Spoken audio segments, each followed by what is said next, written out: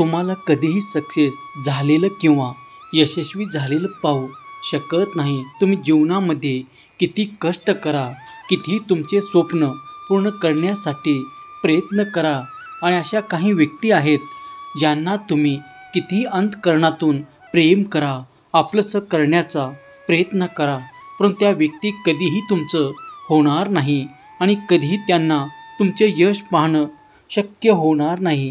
ही परिस्थिती, हे जग तुमच्यासोबत अशा प्रकारे वागतं की भगवान श्रीकृष्ण सांगतात की काही परिस्थितीमध्ये अपमान सहन करणे तुम्हाला तुमच्या जीवनात एक मोठं यश प्राप्त करण्यासाठी ते एक प्रेरणा ठरते. तुमच्या जीवनामध्ये आई वडील आणि तुमचे गुरु या 3 व्यक्तीशिवाय तुम्हाला कोणीही त्याच्यापेक्षा श्रेष्ठ झालेलं आणि त्याच्यापेक्षा यशस्वी झालेलं पाहू शकत नाही. तुम्ही तुमची पत्नी, मुलं यासाठीही पतीसाठी कितीही काही करा, परंतु वाईट वेळ येत असते त्यावेळी तुमच्या जवळची नाते तुम्हाला एकटे टाकतात.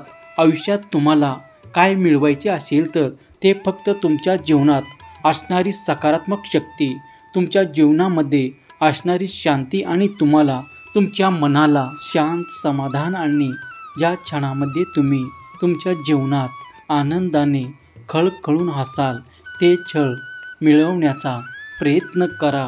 कारण इथे कोणालाही तुमच्या कल्याणाचं पडलेलं नाही. तुम्ही तुमच्यासाठी तुमचं जीवन व्यतीत करतो. या दुसऱ्याच्या योगदानामध्ये तुम्ही तुमचं मन मारत असता आणि एक वेळ अशी येते की तुमची परिस्थिती तुमच्या हाताबाहेर जाते. तुम्हाला तुमच्या यशासाठी, तुमच्या जीवनासाठी दुसऱ्यासमोर भीक मागण्याची सुद्धा वेळ येते. त्यावेळी मात्र तुमची हीच लोक आहेत जी तुम्हाला तुमच्या त्रासात एकटे सोडून दूर जातात. आता सर्वात महत्त्वाचा घटक म्हणजे तुमचे नातेवाईक.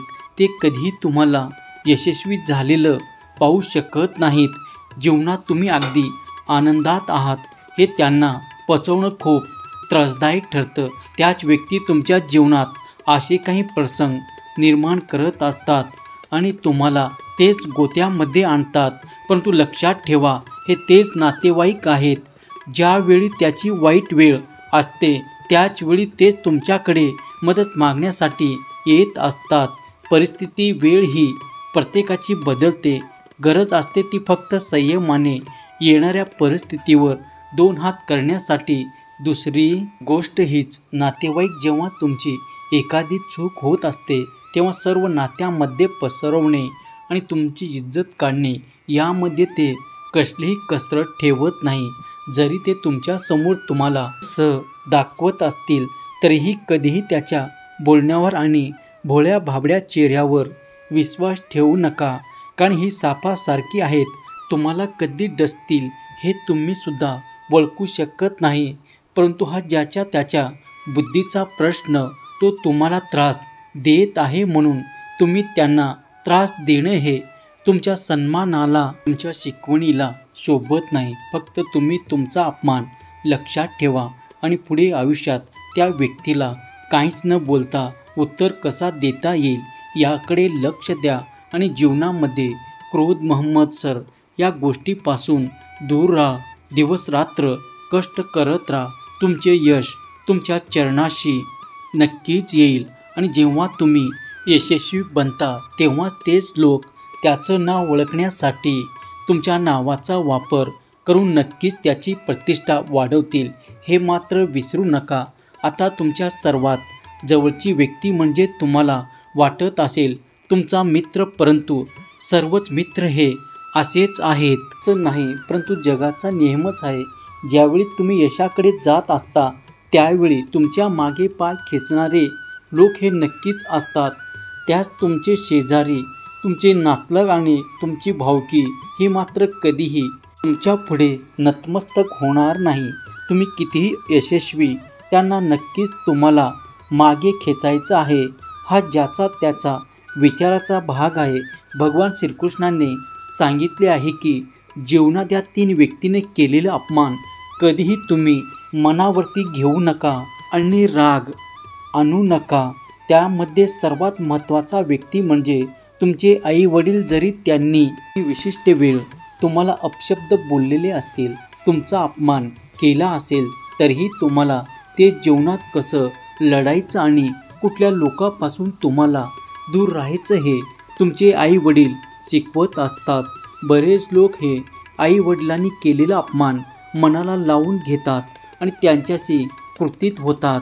पण हे असं करणे आपल्याला शोभत नाही.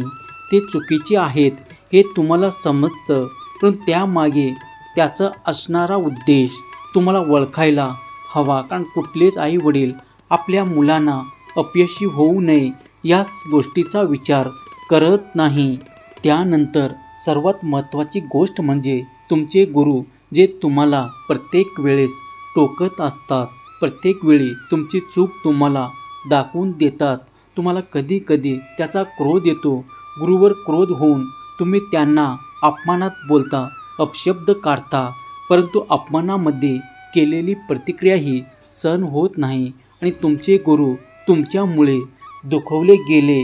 तुमच्या वाईट उलट शब्दामुळे तुमचे गुरु दुखवले जाणे हे आपल्या यशासाठी खूप घातक असतं. कारण गुरु हाच त्या रक्ताचा नसून सुद्धा एक व्यक्ती आहे, जो त्याचा शिष्य नेहमी पुढं आला पाहिजे आणि आपल्यापेक्षा कसा श्रेष्ठ झाला पाहिजे याकडे लक्ष देत असतात. कडू बोल जीवनातील सत्य आणि कठीण परिस्थितीची जाणीव करून देतात. या दोघांचेही जीवनात मार्गदर्शन आणि भविष्य घडवण्यामध्ये मोठे योगदान असते. त्यामुळे त्याचे बोलणे कधीही मनावर लावून घेऊ नये आणि त्यांना उलट बोलण्यामध्ये वेळ घालवू नका. कारण जेव्हा तुम्ही यशस्वी होता त्यावेळी सर्वात जास्त आनंद याच व्यक्तींना होत असतो, हे सुद्धा विसरू नका. हे जग आहे, इथे जरी तुम्हाला आपुलकी सहानुभूती दाखवत असले तरीही तुमच्या कल्याणाचे, तुमच्या यशाचे कोणालाही घेणे देणे नाही. आता स्वामीच्या मार्गात आहात तर स्वामींनी दिलेले प्रत्येक शब्द लक्षात ठेवा.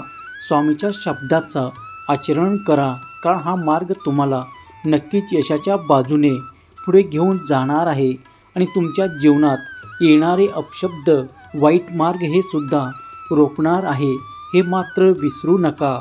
स्वामी त्यांनाच वेळ देतात जे त्याच्याकडे येतात आणि स्वामीचा नामस्मरण आपल्या मुखाने करत असतात. परिस्थिती हे बदलणं आपल्या हातात आहे, पण बदलण्यासाठी मार्गदर्शन करणे हे मात्र स्वामीचे कर्तव्य आहे आणि स्वामी त्याचे कर्तव्य पूर्ण करत आहेत. आता फक्त त्याचे शब्द आणि शब्दाचा भाव तुम्ही स्वीकार करा आणि त्याचा तुमच्या जीवनामध्ये नक्कीच चांगला उपयोग करून घ्या. धन्यवाद.